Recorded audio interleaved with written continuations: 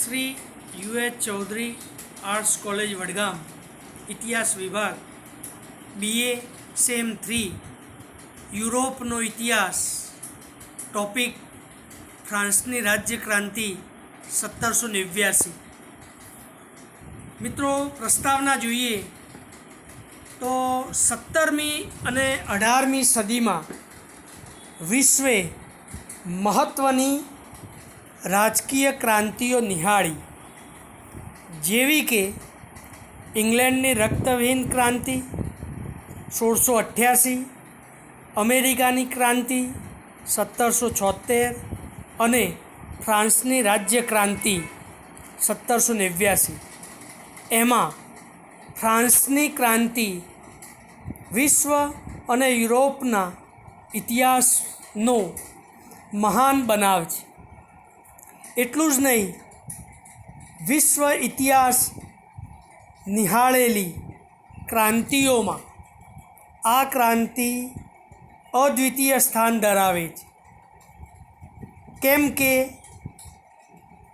ઇતિહાસકાર હેજ, moon અને વેલેન્ડ જણાવે છે તેમ ઈસવીસન 1688ની ઇંગ્લેન્ડની ક્રાંતિ રાજકીય અને ધાર્મિક સ્વરૂપની હતી.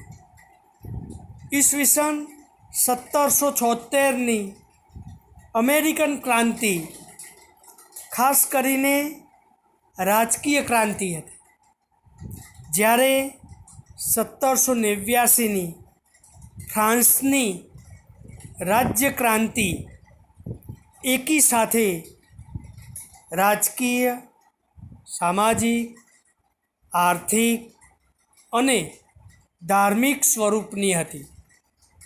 ફ્રાન્સની આ રાજ્ય ક્રાંતિ વીજળીના કડાકાની માફક એકાએક ફાટી નીકળી અને તેણે યુરોપના લોકોને આશ્ચર્યચકિત કરી દીધા.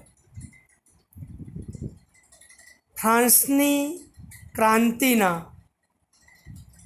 3 બાબતો આદર્શરૂપ બની ગઈ, જેવી કે રાજકીય સ્વતંત્રતા, સામાજિક સમાનતા અને રાષ્ટ્રવાદી સ્વદેશ ભક્તિ, ભાતૃભાવ. તો મિત્રો, આ એની પ્રસ્તાવના થઈ. એના પછીનો મુદ્દો છે ફ્રાન્સની ક્રાંતિના પરિબળો.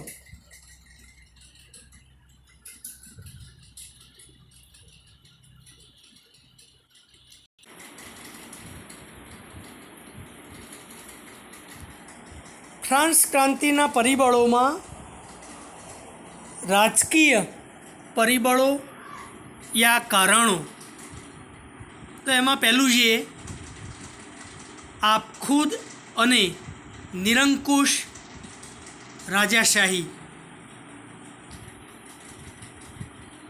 સડેલું વહીવટીતંત્ર, નિષ્ફળ ન્યાયતંત્ર. તો મિત્રો, આપખુદ નિરંકુશ રાજાશાહીમાં ફ્રાન્સમાં ઘણા વર્ષોથી બુર્બોન વંશના રાજાઓ આપખુદ અને નિરંકુશ હતા, તેમજ તેમનું શાસન સ્વેચ્છાચારી હતું. લુઈ રાજાઓ રાજાના દૈવી અધિકારમાં માનતા હતા. રાજા લુઈ 14મો ઘમંડમાં કહેતો કે આઈ એમ ધ સ્ટેટ, હું જ રાજ્ય છું. તેના આ શબ્દો તેની આપખુદીની પરિસીમા સૂચવે છે.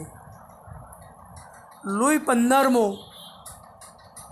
મૂર્ખ, આળસુ, વિલાસી અને અત્યંત ખર્ચાળ હતો. તેને શાસનતંત્રમાં તલભાર પણ રસ ન હતો. ઇતિહાસકારો નોંધે છે કે તેણે પોતાની જાત ઉપર અને ફ્રાન્સ ઉપર શાસન કરવાને માટે તેની ઉપપત્નીઓ અને અયોગ્ય પ્રધાનોને ઇજારો આપ્યો હતો. તેના પછી ગાદીએ આવનાર તેના વારસદાર લુઈ 16મો અતિશય બેવકૂફ અને બુદ્ધિહીન હતો. તેનામાં દૂરંદેશીપણું ન હતું. તે તેની પત્ની મેરી આંતવાઇનની સલાહ પ્રમાણે ચાલતો. તે ઘણી ખર્ચાળ હતી. તેથી લોકો તેને શ્રીમતી ખાદ તરીકે ઓળખાવતા. આમ લુઈ રાજાઓના આપખુદ શાસનથી પ્રજામાં અસંતોષ ફેલાયો, જેણે ક્રાંતિ માટે વાતાવરણ સર્જ્યું. સડેલું વહીવટીતંત્ર પણ એનું એક પરિબળ હતું ક્રાંતિ માટે. એટલા માટે કે લુઈ 15મા અને 16માના સમયમાં ફ્રાન્સનો વહીવટ અવ્યવસ્થિત બની ગયો હતો. ઉમરાઓને કાબૂમાં રાખી શકે તથા વહીવટમાં સુધારા કરી શકે તેવા શક્તિશાળી અને દીર્ઘદ્રષ્ટિવાળા રાજવીઓ ન હતા. તેઓ સ્વાર્થી સલાહકારો અને ખુશામતખોરોની સલાહથી જ વહીવટ ચલાવતા. મધ્યસ્થ તંત્ર અને પ્રાંતીય તંત્ર બિનઅસરકારક અને સડેલું હતું. તેથી પ્રજાના દુઃખો વધ્યા હતા. નોકરશાહી અને લોચ રૂશ્વતનું પ્રમાણ વધ્યું. કેટલાક કુશળ અને કાર્યક્ષમ પ્રધાનો હતા, પરંતુ એમને સાઈડ કરવામાં આવ્યા. એમને હોદ્દા ઉપરથી દૂર કરવામાં આવ્યા. અને જ્યારે જનતાને લાગ્યું કે રાજા પાસેથી સુધારા મેળવવા અશક્ય છે, ત્યારે તેણે પોતે ક્રાંતિનો રાહ લીધો. એ જ રીતે રાજકીય કારણોમાં નિષ્ફળ ન્યાયતંત્ર પણ મહત્ત્વનું પરિબળ. ફ્રાન્સની અંદર અન્યાયી કાયદાઓ અસ્તિત્વમાં હતા. ખામીયુક્ત ન્યાય અને અત્યાચારી શિક્ષાઓએ ફ્રાન્સની ક્રાંતિ માટે ફ્રાન્સના પ્રજાને તૈયાર કરી હતી. વિશાળ રાજ્યમાં વિવિધ પ્રદેશોમાં અસમાન ન્યાય પદ્ધતિ અને અસમાન કાયદાઓ અસ્તિત્વમાં હતા. સમગ્ર ફ્રાન્સમાં 360 જેટલા વિવિધ પ્રકારના કાયદા સંગ્રહો હતા. આથી જ કહેવામાં આવતું હતું કે ફ્રાન્સમાં ટપાલના ઘોડાની જેમ થોડા થોડા અંતરે કાયદાઓ પણ બદલાય છે. ફ્રાન્સના જુદા જુદા પ્રદેશોમાં એક જ પ્રકારના ગુના માટે જુદી જુદી શિક્ષાઓ થતી હતી. રાજાને ગમે તે પ્રજાજનને ગુના વગર કેદ કરવાનો, સજા કરવાનો અને મૃત્યુદંડ કરવાનો અબાધિત અધિકાર હતો. આમ નમાલી ન્યાય વ્યવસ્થા એ પ્રજામાં ખૂબ અસંતોષ પેદા કર્યો. તો આ થયા એ રાજકીય કારણો. તો એ જ રીતે સામાજિક કારણો, એમાં મુદ્દો છે સામાજિક અસમાનતા. સમગ્ર ફ્રાન્સમાં સામાજિક ક્ષેત્રે તીવ્ર અસમાનતા પ્રવર્તતી હતી. ફ્રાન્સનો સમાજ 3 ભાગોમાં વહેંચાયેલો હતો. પ્રથમ ભાગ હતો ધર્મગુરુઓ, પાદરીઓ અને ઉમરાઓનો બનેલો વર્ગ. બીજો ઉમરાઓનો બનેલો વર્ગ. ત્રીજો ખેડૂતો, મજૂરો અને કારીગરોનો બનેલો આમ જનતાનો વર્ગ. એમ 3 વર્ગમાં વહેંચાયેલો હતો ફ્રાન્સનો સામાજિક વર્ગ. એવું કહેવાતું કે ઉમરાવો યુદ્ધો કરે, પાદરીઓ પ્રાર્થના કરે અને સામાન્ય પ્રજા કરવેરા ભરે.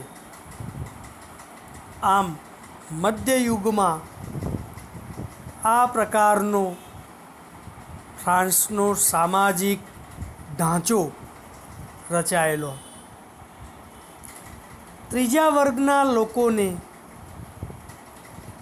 કોઈપણ પ્રકારના અધિકારો કે સામાજિક મોભાઓ ન હતા. આ ત્રીજા વર્ગના ખેડૂતો, મજૂરો અને કારીગરોનો અર્ધ ભૂખે મરતો આ વર્ગ અત્યંત કચડાયેલી અને દયાજનક સ્થિતિમાં હતો.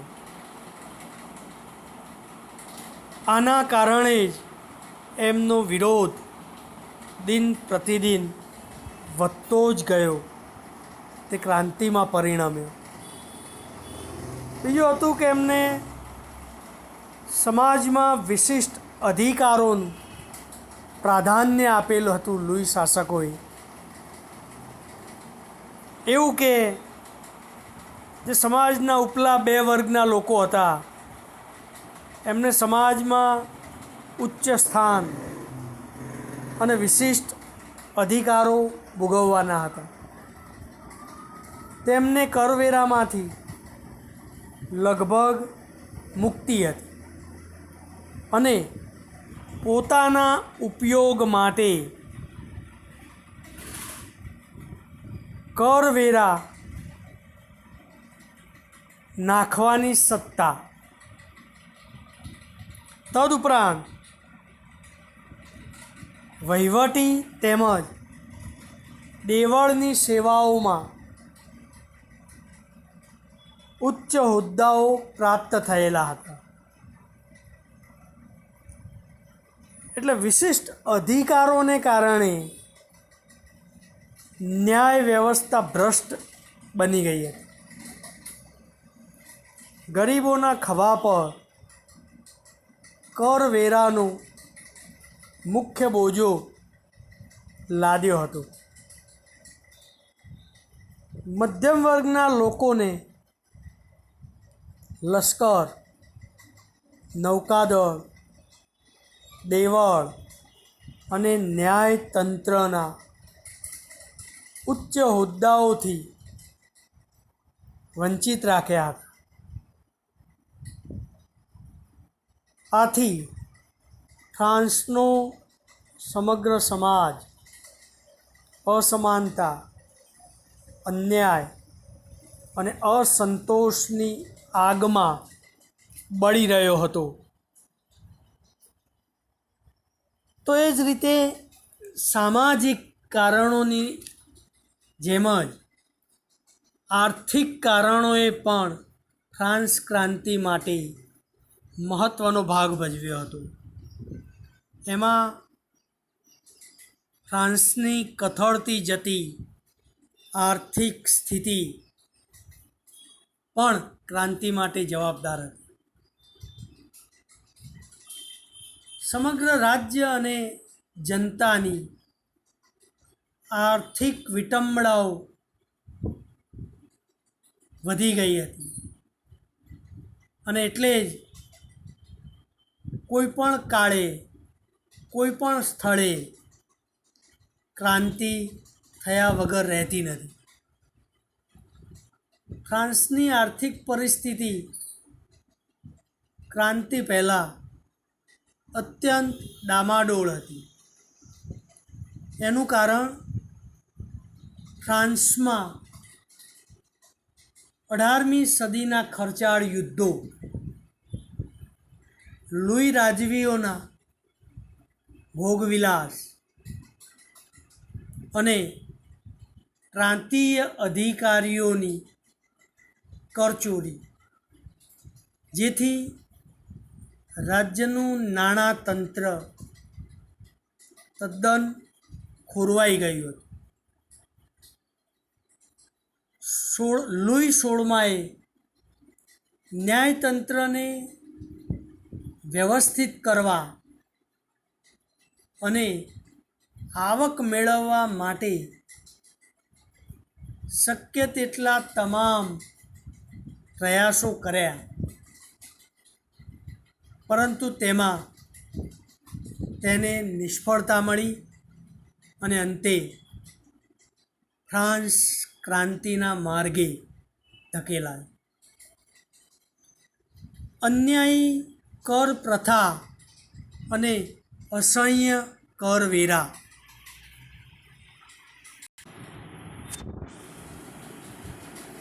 રાજ દરબારના ગંજાવર ખર્ચા, લાંબા અને ખર્ચાળ યુદ્ધો અને ઉપલા વર્ગની કરવેરામાંથી મુક્તિ વગેરે કારણોને લીધે રાજ્યની તિજોરીનું તળિયું દેખાવા લાગ્યું હતું.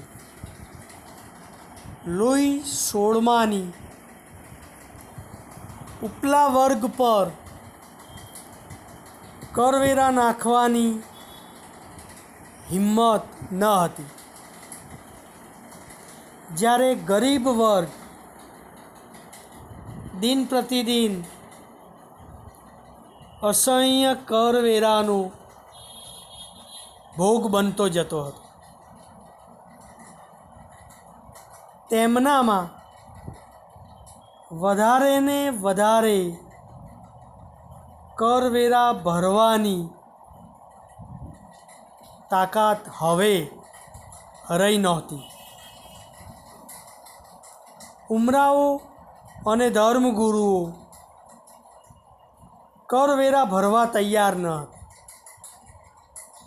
પરિણામે લુઈ 16માએ વધારે કરવેરા મેળવવા માટે એસ્ટેટ્સ જનરલ જેને ગુજરાતીમાં મહાસભા બોલાવવી પડી અને ત્યાંથી આ મહાન ક્રાંતિનો પ્રારંભ થયો તેમ કહીએ તો પણ ચાલે. ખેડૂતોની પણ કફોડી સ્થિતિ હતી. એક ઉદાહરણ આપું કે દ્રીજો પ્રાંત જે હતો એના ગવર્નરે જ્યારે ખેડૂતો દુષ્કાળ જેવી પરિસ્થિતિમાં વધારે કરવેરામાંથી મુક્તિ માટે ખેડૂતોએ બળવો કરીને અન્ન માગ્યું, ત્યારે દ્રીજોના ગવર્નરે કહ્યું હતું કે હવે ઘાસ ઉગવા માંડ્યું છે, ખેતરમાં જઈને ચરી આવ. આવા અપમાનો, ગુલામો જેવી સ્થિતિ, આ બધાએ ખેડૂતોને પણ ક્રાંતિનો માર્ગ અપનાવવા મજબૂર કર્યા હતા. તો એ રીતે ધાર્મિક કારણોએ પણ ફ્રાન્સ ક્રાંતિ માટે મહત્ત્વનું પાસું કહી શકાય. એમાં એમ કે ધર્મગુરુઓને વિશિષ્ટ અધિકારો આપેલા હતા લુઈ શાસકોએ. એમને પોતે કરવેરા ભરવાના નહીં અને સામાન્ય વર્ગ પાસેથી કેટલાક ધાર્મિક કરવેરા અને લાગાઓ ઉઘરાવતા હતા અને તેનો ઉપયોગ તેઓ વૈભવ વિલાસ માટે કરતા હતા. સમાજનો સામાન્ય વર્ગ ધર્મગુરુઓ પ્રત્યે ધિક્કારની લાગણી ધરાવતો હતો. નાના પાદરીઓમાં પણ આ ધર્મગુરુઓ અને લુઈ શાસકો પ્રત્યે અસંતોષ હતો, કારણ કે ધર્મગુરુઓમાં ઉચ્ચ ધર્માધિકારીઓ અને નાના પાદરીઓ એમ બે સ્પષ્ટ વિભાગો પડી ગયા. આમ વર્ગમાંથી આવતા નાના પાદરીઓ ચારિત્ર્યની દ્રષ્ટિએ ધર્મ અધિકારીઓની સરખામણીમાં શ્રેષ્ઠ હતા. તેઓ ધાર્મિક કાર્ય કરતા, ઉપરાંત ગામડાના બાળકોને ભણાવતા અને બીમારને દવા પણ કરતા. છતાં પણ આ નાના પાદરીઓ પ્રત્યે ધર્મગુરુઓને વર્તન તિરસ્કાર ભર્યું હતું. નિમ્ન કક્ષાના પાદરીઓની સ્થિતિ સારી ન હતી. આથી તેઓ વૈભવ વિલાસી જીવન જીવનાર ધર્મગુરુઓ પ્રત્યે તીવ્ર અણગમો ધરાવતા હતા. અને એટલે જ જ્યારે ક્રાંતિનો જ્વાળામુખી ફાટી નીકળ્યો ત્યારે આ ક્રાંતિ પ્રત્યે આ નાના પાદરીઓની સહાનુભૂતિ હતી. તો એ જ રીતે રાજકીય, સામાજિક, આર્થિક, ધાર્મિક પરિબળોની જેમ જ બૌદ્ધિક કારણોએ આ પરિબળોએ પણ ફ્રાન્સ ક્રાંતિને જન્મ આપવામાં મહત્ત્વનો ભાગ ભજવ્યો હતો. એમાં લેખકો અને વિચારકો, તત્વચિંતકો જેને કહીએ, એમને પ્રજામાં બૌદ્ધિક જાગૃતિ લાવવાનું કામ કર્યું. સામાજિક ચેતનાના વિકાસમાં આ લેખકો અને ચિંતકોએ મહત્ત્વનો ફાળો આપ્યો, જેમાં મુખ્યત્વે મોન્ટેસ, વોલ્ટેર, રૂસો અને ડિડેરો એ મુખ્ય હતા. અને એમને પ્રજામાં માનસિક ક્રાંતિના બીજ વાવ્યા. રૂસોએ તો એનું પુસ્તક હતું સામાજિક કરાર,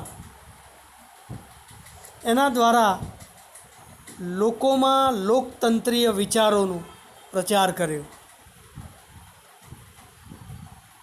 અને એટલે જ કહેવાય છે કે જો ફ્રાન્સમાં રૂસો ન જન્મ્યો હોત તો ફ્રાન્સ ક્રાંતિ ન થઈ હોત. રૂસોએ જે ત્રીજો વર્ગ હતો, ખેડૂતો, મજૂરો અને કારીગરોનો બનેલો, એમને કહેતો કે ક્રાંતિ કરીને તમારે કશું જ ગુમાવવાનું નથી. હા, અને ગુમાવવાનું છે તો એ છે ગુલામીની જંજીરો. હવે આ ગુલામીની જંજીરોમાંથી મુક્ત થવાનું કોને ન ગમે? એટલે આ રીતે રૂસોએ એમને ક્રાંતિ માટે તૈયાર કર્યા. તો આ રીતે લેખકો અને વિચારકોનો ફાળો મહત્ત્વનો. ઉપરાંત અન્ય ક્રાંતિઓમાંથી પણ ફ્રાન્સની પ્રજાએ પ્રેરણા લીધી હતી, જેવી કે ઇંગ્લેન્ડની 1688ની રક્તવિહીન ક્રાંતિ, અમેરિકાની 1776ની ક્રાંતિનો પણ પ્રભાવ ફ્રાન્સની પ્રજા ઉપર પડ્યો હતો. અને એમ કહેવાય છે કે ફ્રાન્સ ક્રાંતિના જે આદર્શો હતા એ સ્વતંત્રતા, સમાનતા, આ આદર્શો અમેરિકન ક્રાંતિમાંથી આવ્યા હતા. અને એમાં એક સિદ્ધાંત, આદર્શનો ઉમેરો ફ્રાન્સ ક્રાંતિએ કર્યો, અને એ હતું બંધુત્વનો આદર્શ. અને એમ કહેવાય છે કે અમેરિકન ક્રાંતિનું અધૂરું કામ ફ્રાન્સ ક્રાંતિએ પૂરું કર્યું હતું. તો આ બધા પરિબળો લાંબા સમયથી ભાગ ભજવતા હતા. પ્રજામાં અસંતોષ લુઈ શાસકો પ્રત્યેનો હતો, અને એ જ સમયે લુઈ 16માએ જે એસ્ટેટ્સ જનરલ બોલાવી હતી, એ એસ્ટેટ્સ જનરલના સભ્યો 1789ના મે માસમાં જે સંસદનું અધિવેશન બોલાવ્યું, એ ક્રાંતિનું પ્રથમ ચરણ હતું. ઈસવીસન 1789ના જુલાઈની 14મી તારીખે લોકોના એક ટોળાએ બ્રેસ્ટાઇલના કિલ્લા પર હુમલો કર્યો, અને તેમાં રાખવામાં આવેલ કેદીઓને મુક્ત કરી કિલ્લાનો કબજો લીધો. અહીંથી ક્રાંતિ ભભૂકી ઉઠી હતી. ફ્રાન્સની સ્ત્રીઓએ પણ ક્રાંતિ દરમિયાન નારી શક્તિનો અદ્ભુત પરિચય કરાવ્યો. ઈસવીસન 1789ની 5મી ઓક્ટોબરે ભૂખી સ્ત્રીઓની એક જંગી કૂચ પેરિસથી વર્સેલ્સ પહોંચી. ફ્રાન્સના પાટનગર પેરિસથી 20 માઇલ દૂર આવેલ વર્સેલ્સ, જ્યાં લુઈ શાસકોએ મિરર ઓફ પેલેસ આઈના મહેલ બનાવ્યો હતો. એમાં પુષ્કળ પ્રમાણમાં અઢળક ખર્ચાઓ થતા હતા. ત્યાં ધર્મગુરુઓ, ઉમરાઓ અને લુઈ શાસકો, એમના ખુશામતખોરો એશો આરામ કરતા હતા.